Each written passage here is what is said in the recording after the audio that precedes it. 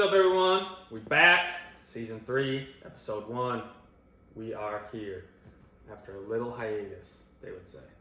A little bit. A little bit. Great summer. Great summer. We're changing it up a little bit, but we'll get to that. One would say it's still summer, but you know. I think it's the heart of summer, almost, some would say. But that's not us to decide, yeah. Month left, but we're back with you guys. Yeah. As we prepare for football. Football is around the corner, some would say. So, as David said, well, I guess, do we want to give a little update on how summer went? Yeah. Well, yeah, we can give that. How did your summer go? Great. Weddings, bachelor parties, golf, concerts. Yeah. And that's pretty much it. Yeah, I would say that's the bulk of it for me. Vacations too, but your typical stuff. It's flown by. What is it, already August? Yeah, I know. I mean, we've already had, Big bummer. Happens. But It is what do you do? It is, yeah. All right, so as David said, we're going to jump into it, but as with the new season comes new things. So as we go through this episode, we're going to kind of let you know what's going to be different, what's going to be the same. Mm-hmm. There's some things in both categories staying the same, changing it up, but we'll let you know as we go. Yeah. So one thing that's staying the same, Minnesota Minute. Yeah, let's get after it. So Twins currently first place, riding a 5-game winning streak. They're playing the Tigers currently, and then they play the Phillies on the road. Minnesota United won their first game in the League's Cup against Columbus, 3-3. They won in penalty kicks. They play Toluca on today. I have no idea who Toluca is. They're definitely international. Mm-hmm. Then the Wind Chill are sitting in first place, dominating at 10-2. They play Indianapolis this weekend. Dominating. Minnesota 30 seconds. Done. There we go. That's it. Sometimes we don't even need a minute. All right, so the next thing. So one thing that's going to change, we're taking out top moment in sports. That's gone. We're taking out betting recaps for the week. And we're changing it to kind of a league roundtable. So if you've been with us since we started, we did basically every sport under the sun. Yeah, we started that way. And we were hitting softball and soccer and basketball and baseball and football and hockey and literally everything. Then we changed it to college football, college basketball, NFL, NBA.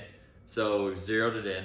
And so we're going to do a league roundtable. So at the beginning here, we're going to talk 1 to 2 topics in each category or each league that's happening. And then we'll just like touch on it a little bit. And then we'll keep on moving into the rest of the episode. Yeah, so something super quick. Mm-hmm. One thing. Bang, bang. And we're starting with college football. So Dave, what do you got? College football is back, coming up, but even more exciting news, EA Sports is continuing to progress and continuing to say that the game will be created and out in 2024 spring. Love it. We've been waiting. Yeah, I mean, it's a huge thing now with legal stuff and paying players, but hopefully they get that resolved. EA Sports doesn't see an issue with it, so hopefully it comes out next year. EA Sports doesn't see an issue with paying them or not paying them? No, like that holding that up from making the game complete. Oh. So they don't see it prolonging the process, even if there are legal things, they don't see it. So maybe they'll come to an agreement. I don't know how you pay players like that on a video game, but you almost just have to pay everyone the same. Yeah. You would have I mean, you could pay the cover athlete a little more. Yeah, so one guy. But I'm saying, like, for the most part, you just pay everyone a flat. Right. Here's X amount. Yeah. Or there's a percentage of sales, and then it's distributed among everybody. I don't know. That would probably be a lot harder. That would be way harder. I think way harder, just because even with percentage of sales, think of how many college football players there are. There are a lot. Yep. So, and it'd be harder to project. Yeah. NFL roundtable item. So the article just came out, but I think it's very interesting. Get your take on it, Dave. So Eric Bieniemy, longtime assistant. Back in the day, he was an assistant at the Vikings, but longtime assistant in Kansas City, offensive coordinator. This year, he's over in Washington with the Commanders. So he's the offensive coordinator, but also he's the head coach. what is it, the special assistant to the head coach or Yeah, the it's like- associate head I coach? think it's like technically associate head coach. They probably have some fancy terms. Associate head coach. So he's pretty much second in charge. And there's been players that have been going to Ron Rivera, the head coach, saying that Eric Bieniemy's too intense so far in training camp and that he shouldn't be like that. So, do you think, one, intense coaches, what are your thoughts? And two, in the NFL, in pro sports, can a coach be too intense, and is that the best way to go about it, of going to the head coach? Yeah, I think to answer the first part, I mean, intense coaches, obviously, I think there's a fine line between it. Some people work best with intense coaches. Some people need that. Yep. But at the same time, I don't know if everyone works the best way. I would think, I mean, it depends how intense it is, but like, I don't know, you're the Commanders. You have high expectations to make the playoffs finally. You got your guy. Do they have high expectations? Well, hopefully you just paid him to be your offensive coordinator. Hopefully you got some expectations. I mean, I think everyone's expectations going into the season is to make the playoffs. Yeah. Right? And that's what I'm saying, high hopes. expectations. Yeah, high hopes. Yeah. I shouldn't say expectations, high hopes. So I think when you say, is he too hard? I think he has a standard. I mean, he's won what? 2 Super Bowls as the Chiefs? Yep, 2 Super Bowls. And obviously the team's a little different than going from Patrick Mahomes and these superstars. But I think going to the head coach too, I don't think it's a bad thing to address it, but I also think it's one of just shut up and do your job. Go to him. Yeah. How intense is it where it's like too intense? That's my line. I've never seen the videos yet. Well, so the article does say he's intense when it's negative and he's intense when it's positive. So when somebody messes up or isn't doing something that they're supposed to do, he'll get on you and be super intense about it. But then also if somebody like makes a great play, has a really good block, like he'll be intense about like praising that player as well. So it goes both ways, which I think it's good.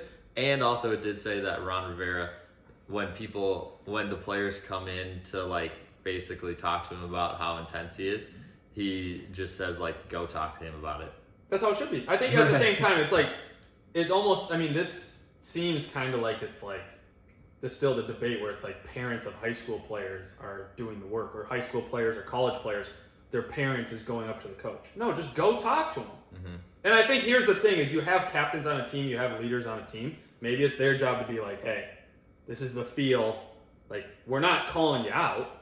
But I think there is a fine line where it's like, where at the end of the day, if you're intense both ways, I think it's hard. I don't know like I said, I don't know how intense you can be when someone does something well. Like, is he just punching him in the shoulder? Like, what is intense? He's still getting pissed at him? No, I would say it's verbal intensity. Like, hey, you're not getting out of the huddle fast enough. Like, oh, so he's reprimanding them even when they do something Put good. the second team in, the first team's not doing what they're supposed to do. Yeah. And just like, honestly, when I read it, I just read it as he has higher expectations of how they're doing things, how efficiently and quickly and proficiently they're doing them. Yeah. Than what they're doing. Training camp right now. Yeah. His expectations are higher than what they've been used to or what they've done in the past. And it's taking some getting used to from the players, and maybe they aren't necessarily meshing as much to this point with the way that he's doing it, projecting that message. And I guess that would be, I mean, it's just interesting because you never once heard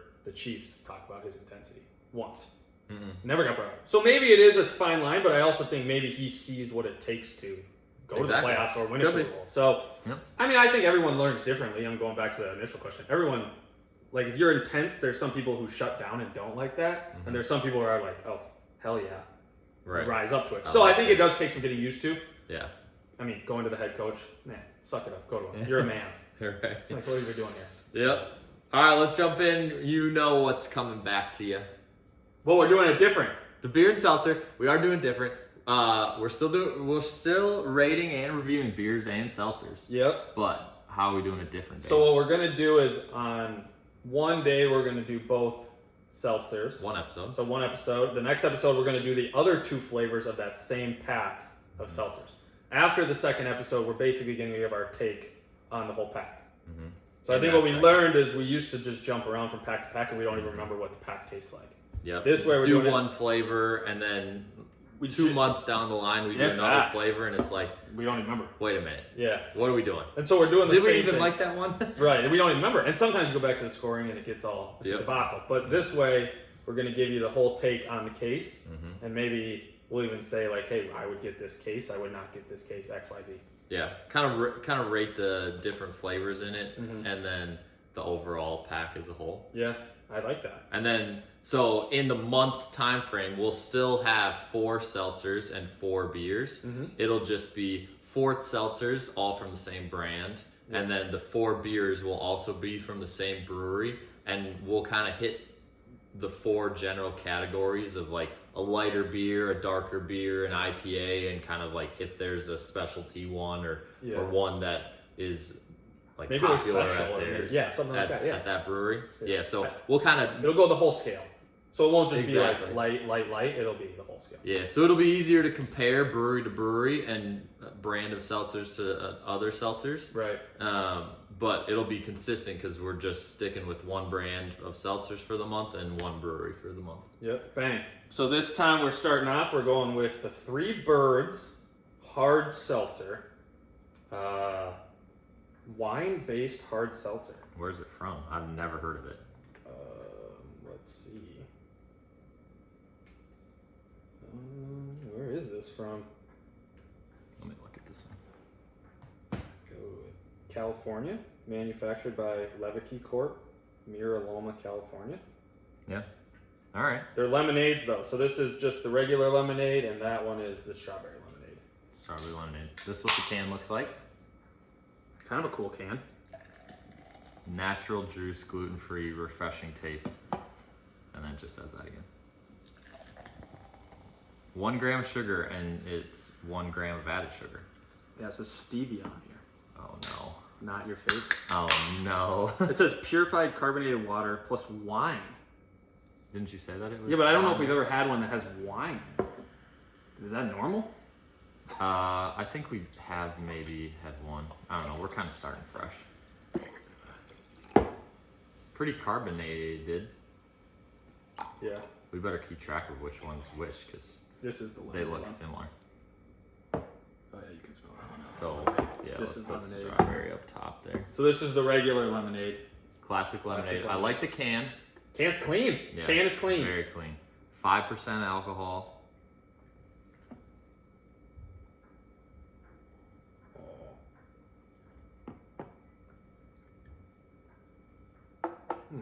Okay. First impression. You know what's kind of weird, and maybe this is, but like it doesn't taste carbonated. I can feel a little bubble. A little, but like when you poured it out, that was like, look at that one right there. Like it looks like there should be a lot. It does look like there should be a lot. Yes, I agree with that. It almost tastes like it's like flatter. Not expired for the record, but you can definitely taste the lemonade. I mean, there's like hints of lemonade. It's not overpowering. No, I think it's. I think it's decent. I think it's pretty good. Yes. 3 Birds. It's not super overpowering. No. I mean, they all look the same, which is crazy. Yeah. So I don't know if that's a good thing or a bad thing. But I think it's pretty good. I think it's pretty refreshing. Like I said, you can get that lemonade taste. It's not too overpowering. I don't taste like the added sugars as much stevia, but yeah, that's more your cup. No, I don't taste them at all. Right. That's what I'm Like saying. I can't taste. I mean, it's only 1 gram of added sugar. Right. So. It's almost like they added it at the end to maybe give it a little more. Well, so the added sugar is the cane sugar. Oh, well, like stevia, like there has been a few that I don't know. I can't really taste the stevia. I'll see. Look, it got cut off there. This is Stevie. It's a faulty can. Yep. I don't think stevia is sugar. It's like a natural like a syrup? something or other. Like a syrup? Does it make it syrupy? Look it up really quick. Stevia? Yeah. 6 milligrams of potassium too, just in case you need that. Okay. It's a natural sweetener and sugar substitute. So it does take the place of sugar. But it is the last ingredient, so honestly, I bet there's very small amounts. They probably just wanted to add a little bit more sweetness to it, but they didn't want to increase the number of added sugar that they put in. They're no-calorie sweeteners, yeah. Okay, so something Yep. sweet. Keep, keep the calorie count low, but add a little bit of sweetness to it. I think that's fair. All right. It's hard to rate it when you know you're going to have another flavor of the same kind. Yeah, similar. Hopefully they're not the same. They're similar.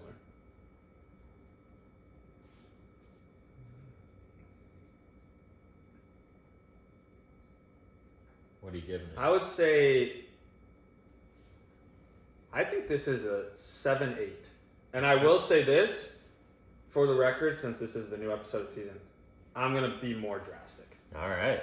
7-8, solid score though. I would definitely have multiple of these. I think they're solid. I think they're easy to drink. Mm-hmm. So, as you can see, I've almost drank the whole thing. So good.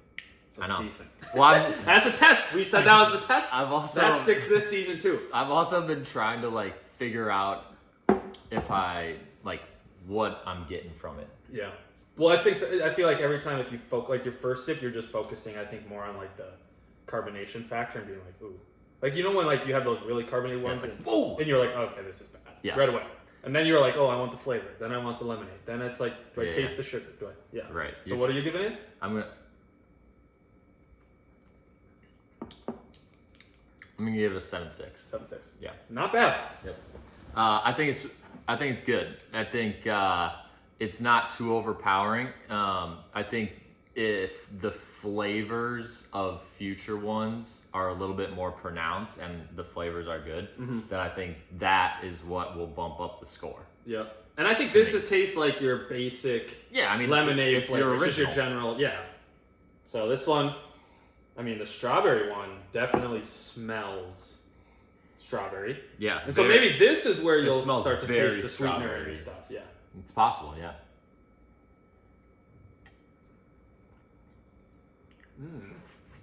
Okay. Still, I will say the same thing from what we said the first time. I think the carbonation, I don't taste carbonation as much. It's easy to go down, easy to drink. Yeah, like carbonation, I think there is some. Yeah. No, 100%. You know, as you can see, it's still bubbling if you're looking at the video, and it was very pronounced when we poured it in. Yeah. But what do you think of the flavor? I think the flavor's good. I think you can now taste the strawberry, so there's definitely a distinction. I think there's less lemonade flavor, more it's just strawberry. I think you can taste the flavor. I will say you can taste a little bit more of the stevia. Yeah. So, I think that makes the strawberry pop more? I feel like that is what I would expect. With a flavor. With it too. Yeah, right. Mm-hmm. Regular classic lemonade taste, it doesn't need that, right? There's less flavor that it's going to bounce off of. Well, it's just one straight flavor where this is strawberry and lemonade. Yeah. Yep. More strawberry. And then 100%. And then the stevia kind of bounces off that and gets a little bit more pronounced. Yeah. Like I said, I really cannot taste I cannot taste as much lemonade in this one for sure. Yeah. So I think it's good though. I think it is good. Does it taste like a little bit of... It's almost like my tongue is dry after I... yeah, a little bit.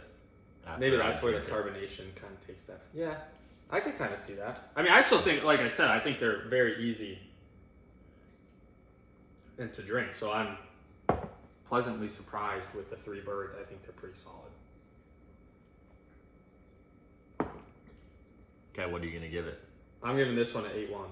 I think this one's better than the first one. I do kind of lean towards the strawberry. I'm not necessarily a classic lemonade guy, but I think so far I'm 2 for 2 on my would have again.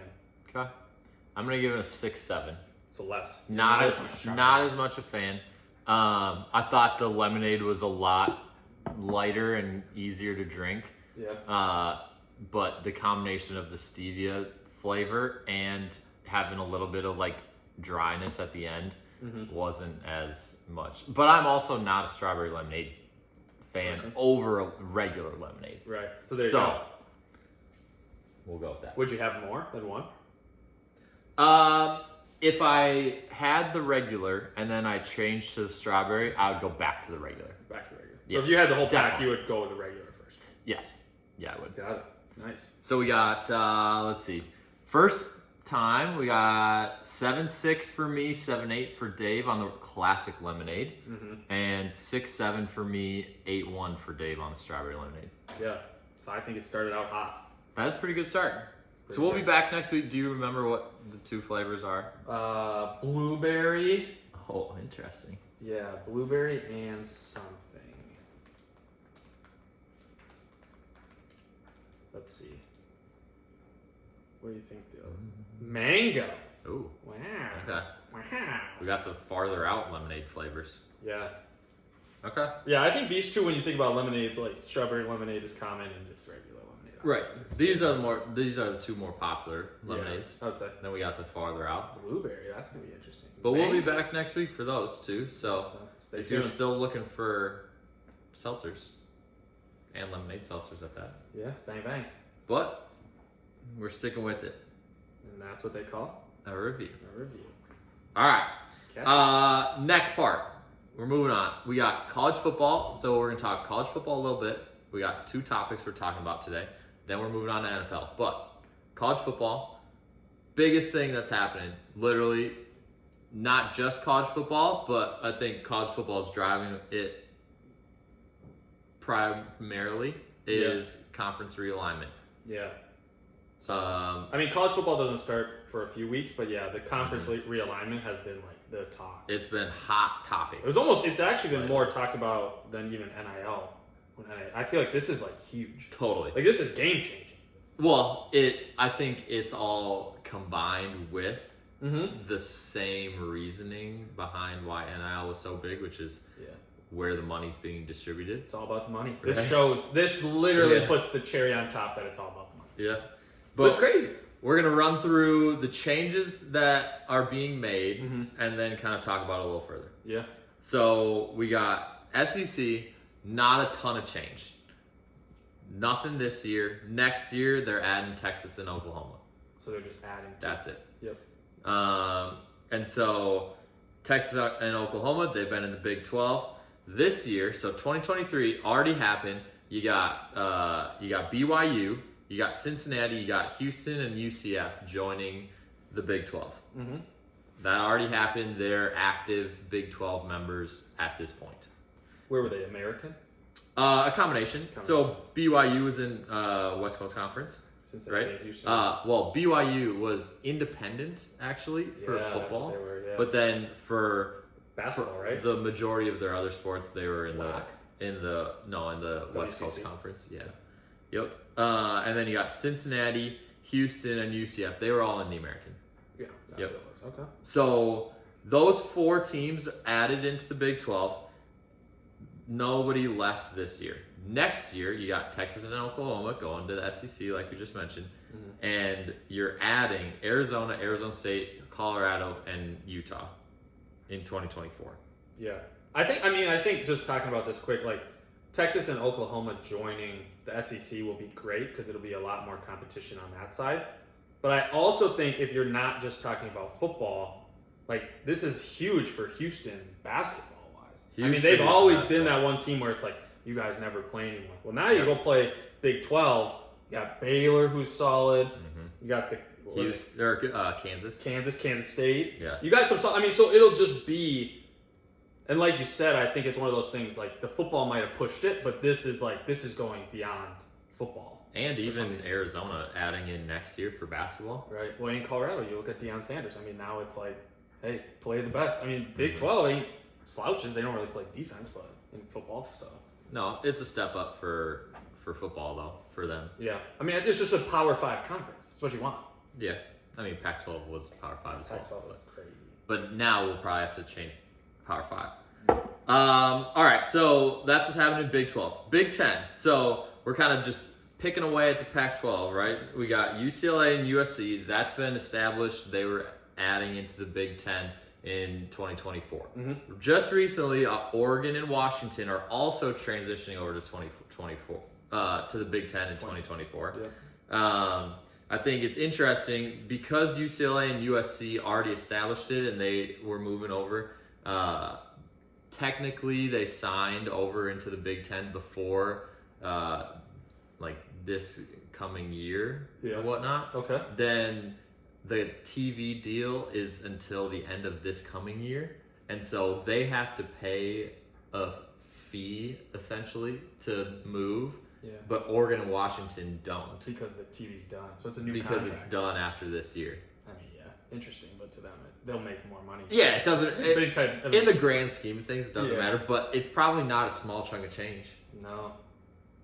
But yeah, I mean, it's crazy. how do you think that affects Big Ten?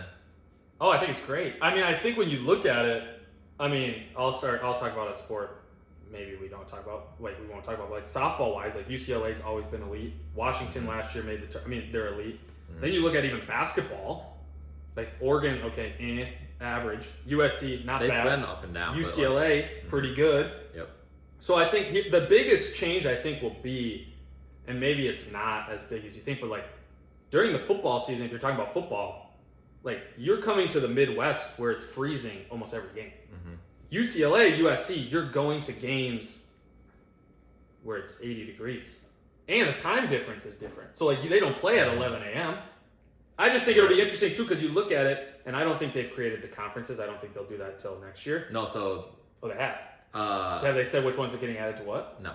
Oh. No, I will touch on that. Yeah, we can do it. So Big Ten and SEC won't have any divisions in 2024. So they'll all be under the same? Yeah, it'll be one. Okay. I actually think, to be honest, that hurts some of the average teams, like the Gophers, to be honest. 1,000%. Because now you're just going to be average and you're going to look average. Correct. But I do think on top of that, I wonder if they'll change that actually eventually. They're changing it from having divisions to not having divisions. And I wonder if they'll go back once they figure it out. I don't think they will. But I think it makes it better because you look at football, you have Michigan, top 4, Ohio State, top 4, USC, top 7 to 10, UCLA, pretty close. Oregon's kind of been up there a few times. Washington wasn't bad. Washington's a top 12 team. Yeah, so I think the biggest thing, it'll just be so interesting because now you look at the Big Ten, it's like these teams are traveling across the country. Yeah. Full cross country. Like literally full cross country. I don't know about you, but I've done it like once or twice and it's terrible. I've flown to California and it's terrible. It's great when you go there because you're like, oh, I gained a few hours. And then when you come back, it's like, dude, I just lost 2 hours of my life. You have to spend the entire Sunday recouping. Traveling. Yeah, because you're traveling for 2 to 3 hours, and plus you lose 2 to 3 hours, and that's just from here to California, let alone from Connecticut or New Jersey all the way to California and back. That's 3 hours of time that you lose, plus the 3 to 4 hours that you're traveling. That's 7 to 8 hours right there. That's literally the entire day. Yeah. I think it will be interesting though. I think for all sports, it'll benefit because the competition will be better. So I think there's obviously going to be negatives. There's ups and downs because the bottom teams or the middle teams will just obviously go down and the upper teams will kind of solidify themselves. But it's also one of those things where it's like, if you're Michigan now or Ohio State, you don't just have to play each other once and that's great. You might have to play USC. In USC, or you might have to play UCLA. I mean, you might know what I'm saying. So it's like, I think the no divisions will be a big positive for everybody. I mean, there's plenty of times when you get to the Big Ten championship and it's like, well, this one team stinks compared to Ohio State or Michigan. Yeah, I think it will help that way, and I think it will also potentially help with the middle teams if they can get some quality wins and they're above 500. It's like, okay, that guy played in the Big Ten. Well, the Big Ten is a lot more competitive now than it was vice versa. It could help with what postseason game they're playing. Yeah, it'll be interesting. That's exciting though. All right, so we've run through basically the majority of the Pac-12. So we've got Arizona, Arizona State, Colorado, Utah, UCLA, USC, Oregon, Washington, all transitioning to the Big 12 or Big 10.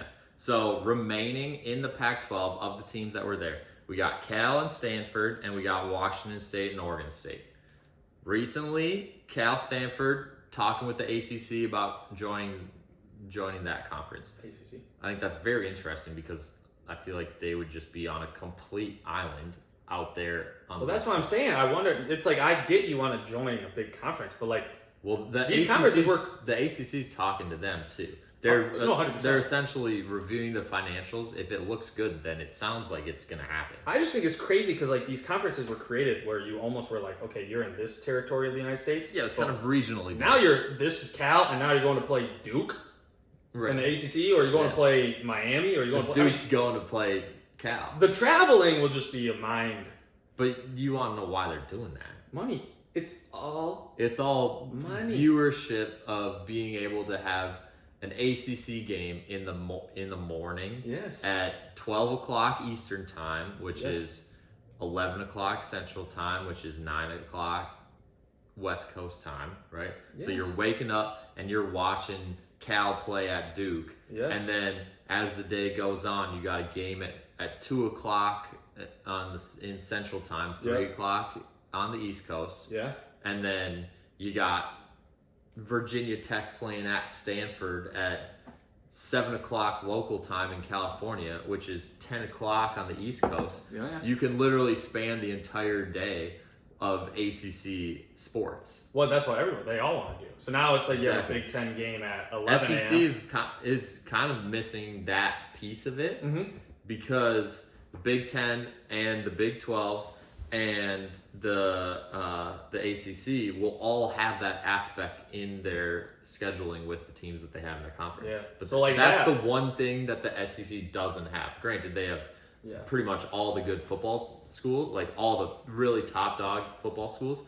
But in terms of like other sports and just viewership across the country, that's like the one piece that they're missing. Yeah, that'll be interesting. So we'll see. All right, so Cal, Stanford, ACC potentially sounds like it's going to happen. Then you got Washington State, Oregon State. Very interesting because they don't really fit anywhere, and they probably aren't going to. So it's looking like potentially the best spot for them is the Mountain West, which is... What is that, Boise State, San Diego State? Yep, Boise State, San Diego State, Wyoming, those types of schools. So kind of a demotion in terms of just like where the conferences stack up, going from a Power 5 of what used to be the Power 5 into the, what is it called? The Group of Six. Oh, is that what they call it? Yeah, I think so. Something like I think it's called the Group of Six. The Forgotten Six. So it's kind of, it's unfortunate for those two schools where they're in theory getting a demotion. I mean, basketball lately has been very competitive in that conference, but in terms of the football caliber or the other sports, it's definitely a step down. It means that they're probably going to compete for championships on a year in, year out basis. Right. But in terms of just the level, definitely a step down. Yeah, 100%. I mean, when you go from Power 5 to anything else, there's good teams, there's good players, but like overall, it's definitely a step down. Yeah. I do think it's interesting. I just thought about this while we were talking. The big team that's still out there is like Notre Dame. Notre Dame is one of 4 independents. Yeah, so it's like do they have to almost join one of these for football, especially football? Yeah, 100%. I mean, if we're talking strictly football, yeah, it's like one of them. They're probably the biggest name that's still out there. That's like, okay, where would they go? They are the biggest name. However, I don't know if they're necessarily like being pushed into trying to join a conference because they do have a deal with the ACC where they play 5 games with ACC teams every year. Mm-hmm. So that can kind of guard against them needing to join a conference, right? Like, I mean, if Cal and Stanford join the ACC, then Notre Dame is also getting the benefit of being able to play them on the West Coast. Yeah. While maintaining the ability to play Clemson or Florida State or teams like that, which you know are going to be good on a yearly basis. Yeah, it'll be just interesting. I mean, because I think the big thing is like these teams that are independent or these teams that are kind of before this alignment, like they were expected to beat all their team. I mean, we talk about basketball, like even when we talk about Houston, they were expected to win the majority of their games. Every game. They were expected to win that conference. Mm-hmm. But now it's like, okay, now you go to a different conference, you got better competition. Okay, you lose a few times, you're probably still up there ranked pretty high. Yep. It just depends on when you lose and who you lose to, basically, 100%. Which is honestly how it should be. Yeah, 100%. Quick quiz for you. Notre Dame's one of 4 remaining independent teams in college football. Who do you think are the other 3? So BYU was 1. So there's 2 more. They're gone. Are there 2 more? I couldn't even tell you. I don't even have a guess for who's independent. Are they big name schools?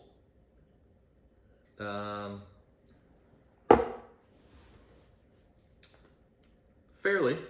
I would say maybe not in football, but I would say one is in football, and 2 you could get if you think about basketball. No idea. Where are they located? East Coast. East Coast. Mm-hmm. Independent. Independent for football. They're in conferences for basketball. They weren't one of the teams we've already named. Correct. Oh, I have no idea. So what's their mascot? In the past, BYU, Liberty, and New Mexico State were all independent, but they just recently joined conferences this current year. So there was 7, now there's 4. Notre Dame is 1, and then there's 3 that are. I'll tell you. What's their mascot? There's one notable one that's a very good basketball school that was extremely good last year. Extremely good. Extremely good as in how good? As in like very, very, very good. And will be really good this year. No idea. Who are they? UConn. Oh, UConn's independent? Yep. I thought UConn was big. UConn's independent. And then you got Army. Oh, okay. And UMass was probably the one that you were least likely to get. They were independent, huh? Yep. Interesting. Those are the 4 independent football schools. So there you go. Interesting. Yep. All right, we're moving on. So we've talked about the conference realignment. We're shifting into where we think the college football playoff's going to look, what it's going to look like at the end of this year. The coaches poll just came out, so that is valuable information if you want to think about it that way. Yeah. Otherwise, you can think about it as kind of a waste of time and that they don't really know what they're talking about. But yeah, who do we think is in the college football playoff this year, David? Georgia's obviously still the man to beat. Okay. I will say this. I think you have Michigan should be still solid if JJ McCarthy. But I think also it's another team I think will be very good is USC. I think obviously you have the number 1 overall pick, Caleb Williams. Does he have as many weapons? Probably not. But they play, like I said, in the conference where they should run up the score and play well. They just don't play a lot of defense, so I don't know if they could win the national championship. But I think they definitely give them a shot. And then my other team is Tennessee. Tennessee? Yeah, Joe Milton. Baby. Why? Because they're solid. They're just solid. They're a good team. They score a lot of points. Joe Milton apparently can throw the ball 90 yards. Yeah, but when are you going to throw the ball 90 yards in a football game? You need a Hail Mary. You never know. I wanted to say Alabama. I will say this. You need a Hail Mary from the 10-yard line. Okay, let's get Joe. Let's have 15 seconds for everybody to run down the field. Yeah, that's probably. You got to get fast guys that are down there. So he could throw it 90 yards. Never know when you're going to need it. I think I wanted to say that will never happen. Alabama, but then I looked at Alabama's schedule and I could see them again losing 2 games very easily. Exactly. Yep. I agree. I think the other team would be Ohio State. Okay. But interesting. I don't know. I think Tennessee is honestly a terrible pick. Who are you for? So Georgia, Michigan, because they're bringing back a lot and they have consistency at the quarterback. You think the first 4 games will matter when Jim Harbaugh is suspended? Do they play anybody good? Well, that's what I'm saying. I don't know. Probably not. That's the problem with these suspensions is you suspended 4 games, and it's like, okay, who are you going to play? If I had to guess, and I don't know their schedule, if I had to guess, their first semi-challenging opponent will be Game 5. Nebraska? I don't think they have a challenging game until at Penn State, November 11th. All right. No offense, Gophers. No, that's true. Probably gonna get smoked. I agree with that. This is always the biggest game. Michigan State's probably always a little bit of a dicey one. Michigan State's just so bad. Especially at Michigan State. Yeah. You got to give a little rivalry. I think this is still the biggest one. I mean, yeah, definitely. Those two. Penn State, Ohio State is in the I think so. how the schedule works and the divisions and everything. Those two are the ones that matter. But so that's why I think Michigan. And then I think at the beginning of the year, you'll know which way I'm going to go. But I think LSU, because I think they're going to beat Florida State. They play Florida State in the first game. And if LSU wins that game, I think it's going to be LSU and Clemson in the playoff. Damn, they got a hard schedule too. I don't. Okay. If LSU wins that game. If LSU loses to Florida State, then I'm changing it to Alabama and Florida State. You think Alabama will make the Final Four? If LSU loses to Florida State. Oh, wow. Though that's basically my one caveat. So if LSU beats Florida State, then I'm going LSU, Clemson, Michigan, Georgia.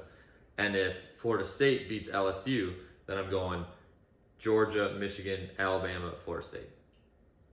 Wait, Florida State? Yeah. Oh my god. For real? Yeah, because they play in the ACC, so literally they've already beaten LSU, which is a top 10 team, definitely. Yeah. All they have to do, their season will literally come down to when they play Clemson. That's it. Yeah, this would be a good game too, though. At Florida, should be a good game.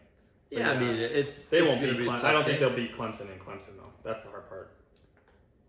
But I think here's the hard part. Is like when you look at LSU too, like they get past Florida State, great. You have to go to Alabama this year.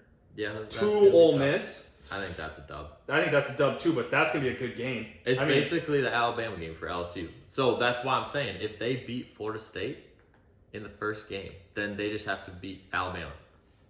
Yeah, that's it. That's gonna be tough. It's gonna be tough for sure, but they got their quarterback coming back. They got a lot of studs coming in for transfers. They're gonna be good. Yeah, I think this year will be interesting. There you go. Yeah, I will say when you actually do now take a deeper look at Alabama's schedule, like they play very favorable matchups at home. Mm-hmm. This will probably be a neutral site versus Texas, okay? But you get to play Ole Miss at home.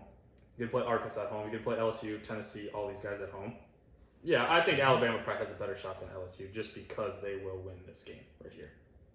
Yeah, it's possible. So, we'll see. I mean, but if LSU beats Florida State, that's a top 10 win. All they got to do is beat Alabama. And that's all.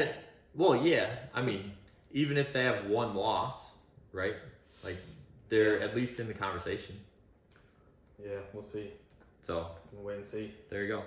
All right, we're shifting to NFL. We got two things that we're talking about. We got same faces, new teams. Oh, yeah. Lots, to be honest. So, we're going position by position. We're starting at the quarterback. And we got Aaron Rodgers. Jets. At the Jets. Derek Carr. Saints. Jimmy G. Raiders. And Baker Mayfield. Buccaneers. Yep. I'll say this. I do partially feel bad for Baker Mayfield just because, like, he just hasn't necessarily lived up to hype, but he's just not great. And he has, I mean, this year will really show, though, because, like, he has good weapons. Like, Chris Godwin's good. Mike Evans, good. Mm-hmm. Like, they're good. Vikes get to play them first week at home. I don't know. I don't think they'll do very well. They'll be lucky to be 500. Granted, for them, that division right around 500 is decent. If you're 1 or 2 games above 500, well, actually, wasn't you're the in a Bucs pretty good spot. Yeah. So we'll see what happens. But I will say, out of those quarterbacks, I think most impactful or most excited to see will be Jimmy G on the Raiders. Solely because he now has Devontae Adams, he has Josh Jacobs, he has Jacoby Myers, he has Hunter Renfrow as a 3. Mm-hmm.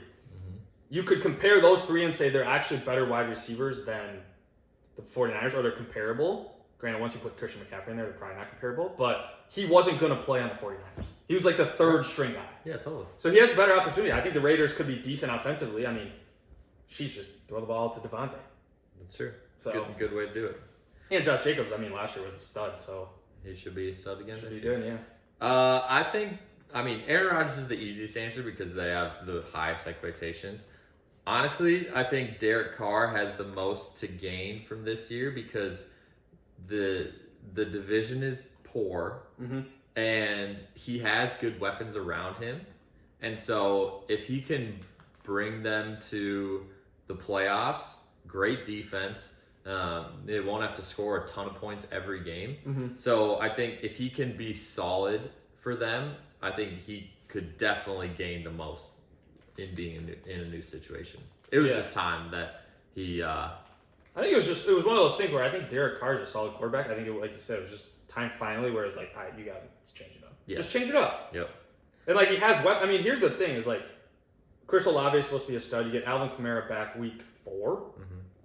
You just picked up Kareem Hunt, decent. You have Jamal Williams, who was pretty good. I mean, you got then Michael Thomas is still this question mark, but like if Michael Thomas can play, and he's somewhat healthy, you got a lot. Yeah. All right, running backs. We got Miles Sanders. My guy. I love Miles Sanders. Are you Panthers. saying the teams again? Yeah, Panthers. Dave Montgomery. Lions. DeAndre Swift. DeAndre Swift is on the Eagles. Rashad Penny. I think he's still on the Seahawks. No. I don't know where he went. He's on the Eagles. He stinks. He's just going to screw over DeAndre Swift. That's the problem. It's possible. Damian Harris. Bills. And Samaje Perine. He's on the Broncos, I think. And then don't forget Jamal Williams, Saints. Don't forget Jamal. Led the league in touchdowns last year, rushing. Yeah, he did. The only problem is they got a bunch of running backs now. So do the Eagles, though. So who do you think is going to be the most impactful or is going to benefit from the new situation? I think it has to be...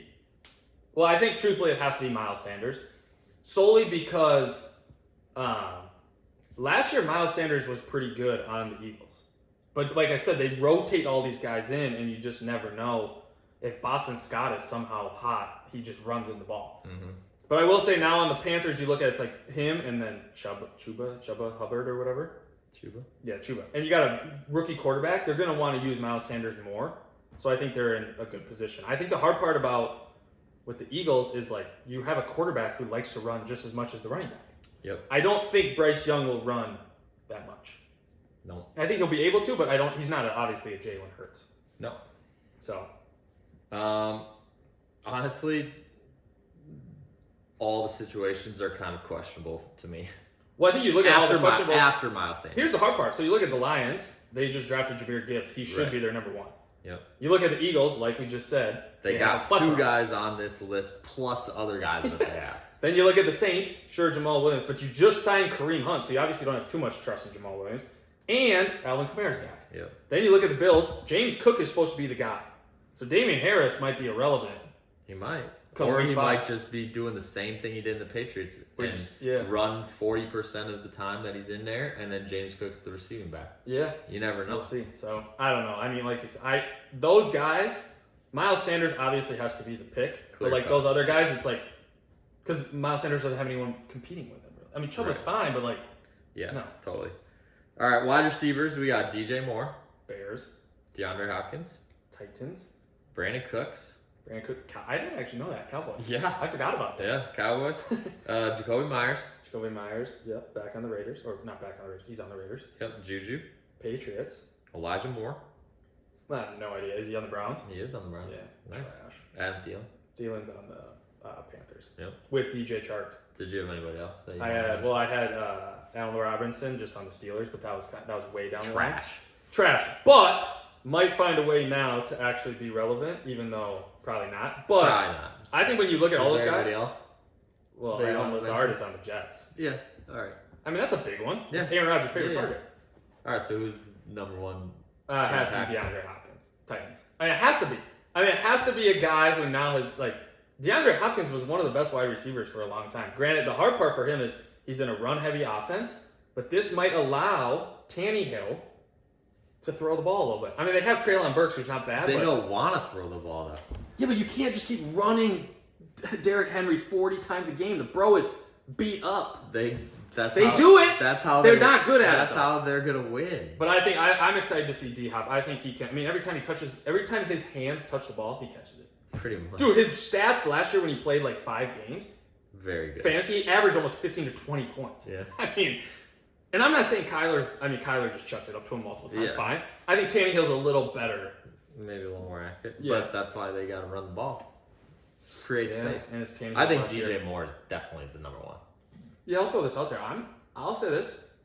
DJ Moore last year, when Sam Darnold was playing and was quarterback, he was elite the last 3 weeks. He was who people thought he was supposed to be. Who do you think's a better passer, Sam Darnold or Justin Fields? Sam Darnold. Yeah, 100%. So he might not be as good. I know, but here's the problem. But he's the number 1 guy. I will say, 100%. Well, I think a lot of those. I mean, D-Hop's. And are the Bears going to be better than the Panthers?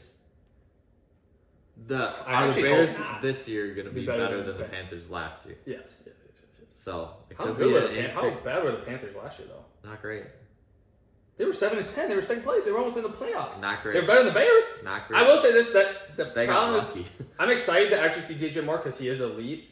I think now, like, it gives Justin Fields more weapons. Like Darnell Mooney is there. I mean, you got who's there around that? Khalil Herbert. Is he their starter? Who's their starter? I think they have Deonta Foreman. Oh, he's on their team now. I think he's their starting running back.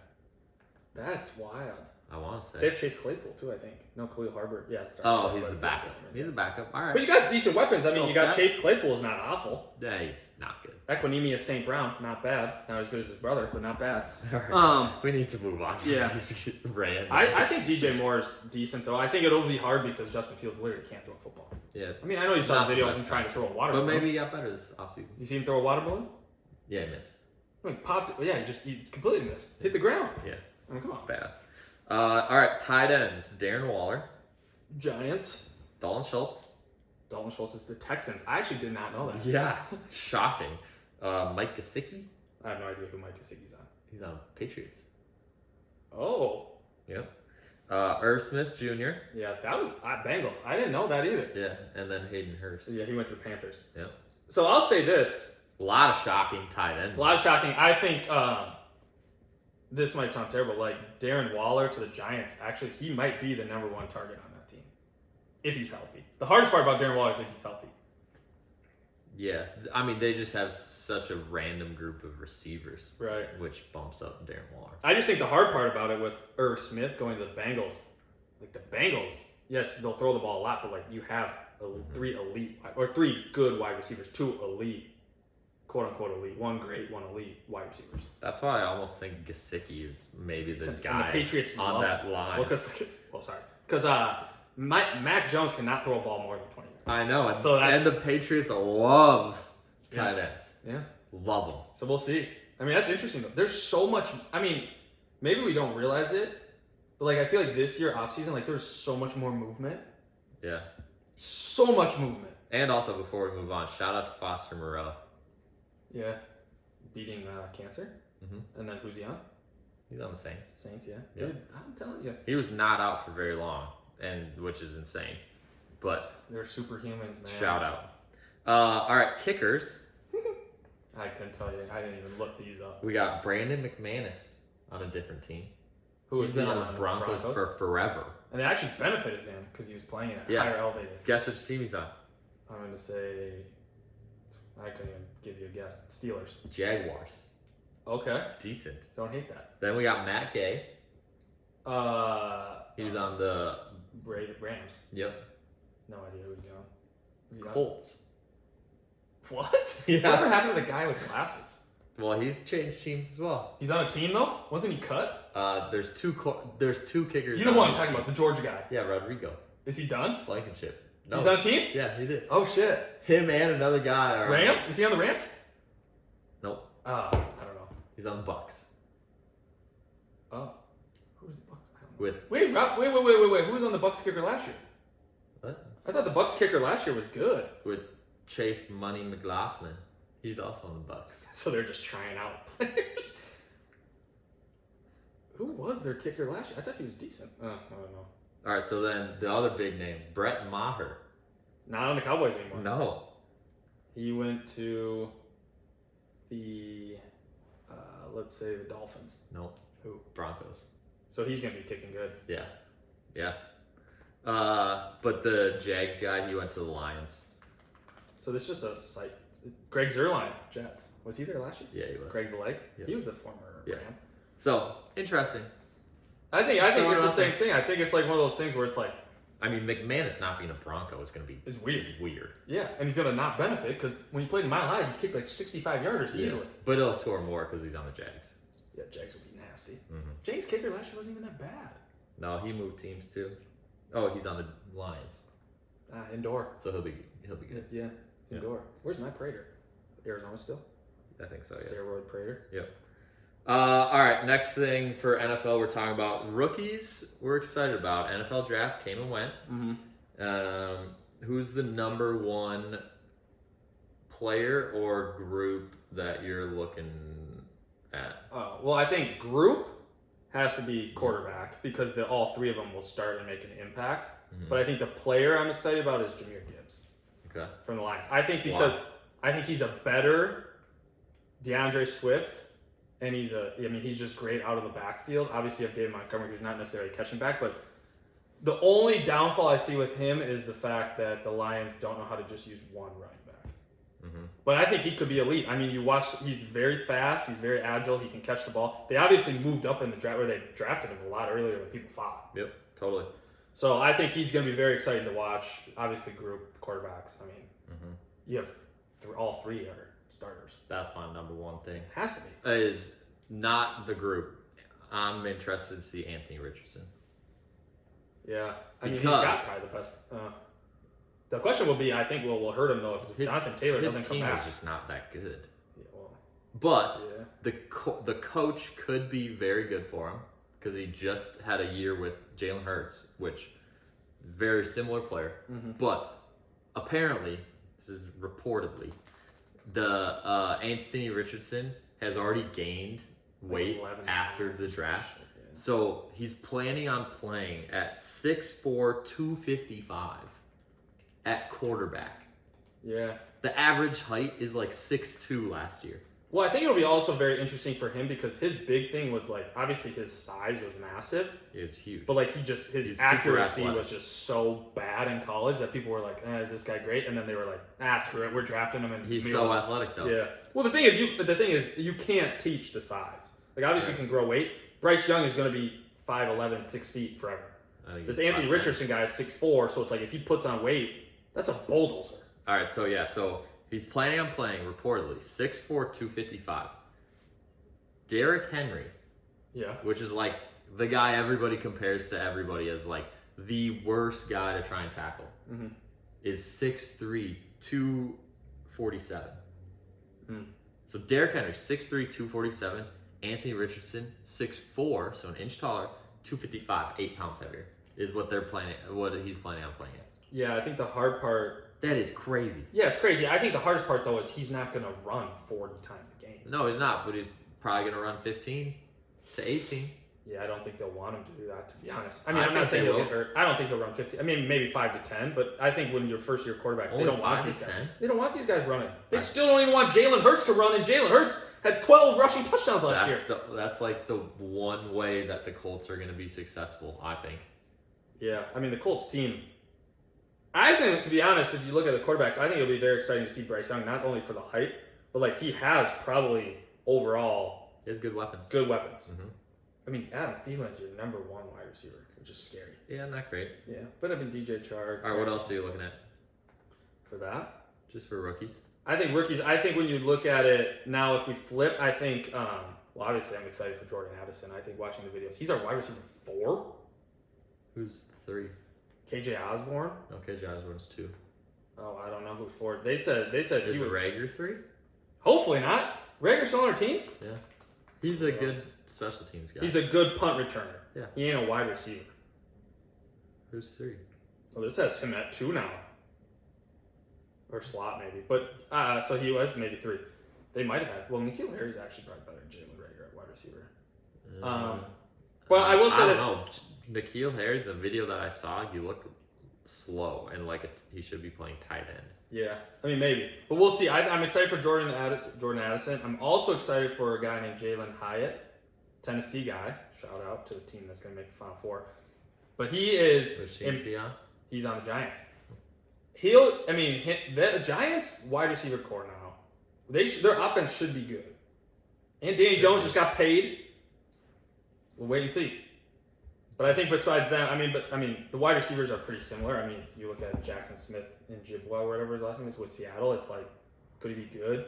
Yeah, but they have Tyler Lockett and DK. The tough part about most of the receivers is they all went to situations where they were two established guys, in my opinion. So it's like, are they going to take the place of one of those guys right away or early enough to make a huge impact? Probably not, just looking at the situations that they went to. So it makes a guy like Jalen Hyatt maybe a little bit more able to do that type of thing because the situation is just a little bit better. Yeah, 100%. So we'll see. The other thing I'm looking forward to is seeing which tight end kind of takes a step up above the other guys. There's three main ones that were drafted like towards the front of the second round and into the first round. You got Dalton Kincaid at Buffalo, you got Sam Laporta at Detroit, and then you got Michael Mayer at Las Vegas. And so those are kind of the three guys that were drafted highly. And so I think it'll be interesting. They all pretty much have a good situation.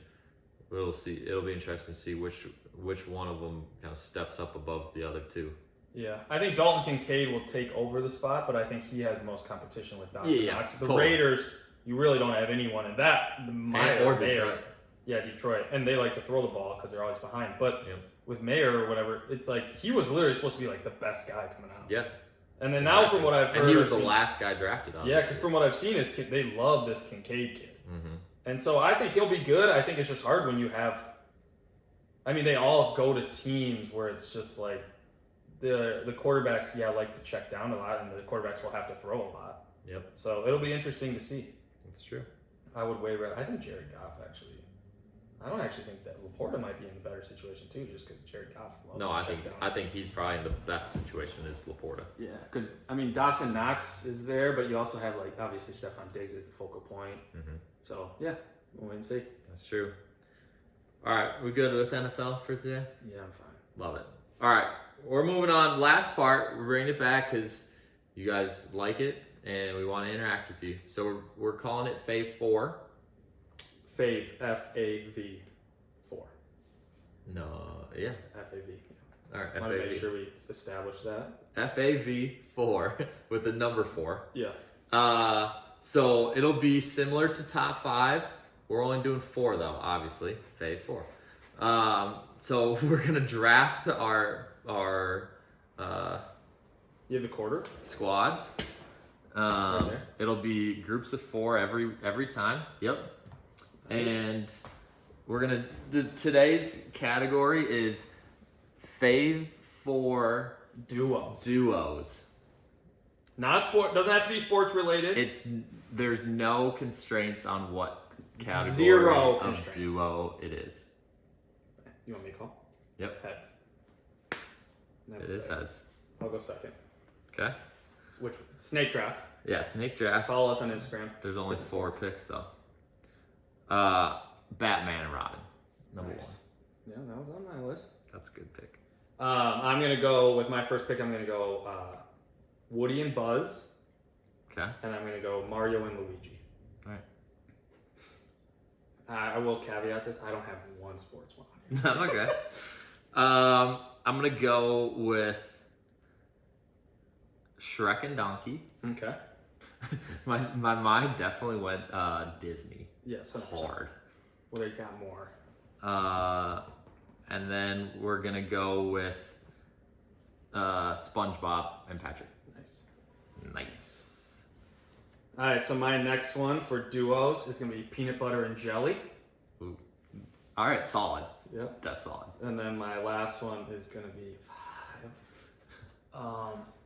It's hard with 4. I feel like 4 goes by way too fast. So fast. Especially for this category. Most categories were like, oh my god, 2 is Yeah. it. But my last one is going to be burger and fries. Oh, interesting. Dude, I went all across the board. Like I said, my mind didn't even go to sports at all. Yeah. So your last one is? I'm going Jordan and Pippen. See, that was my one duo that potentially. Yeah. Yeah. I knew I had to grab sports. Yeah. So we'll So I there it is. basically got the sports category. Yeah, locked yeah. in. So hopefully the people don't like sports. Thanks for listening people for the listening 45 to minutes this. before this, but hopefully you don't like sports. All right, you got your top 4. Run through your 4, your favorite. Mine's Woody and Buzz, Mm-hmm. Mario and Luigi, peanut butter and jelly, burger and fries. Yeah, we can tell you're hungry. My 4 are Batman and Robin, Shrek and Donkey, SpongeBob and Patrick, and then Jordan and Pippen. Yeah. We could have said Sipping Sports. Decent. Honorable mention. But we'll leave that Definitely out. honorable mention. The HM. Yeah. All right, so we're gonna post that on the social media stuff, and we're gonna need you guys to vote on which fave 4 you like better. Yep. We're back. Season 3, episode 1 wrapped up. Now we're back to the weekly posting. Yep. So keep an eye out. Peace. Peace.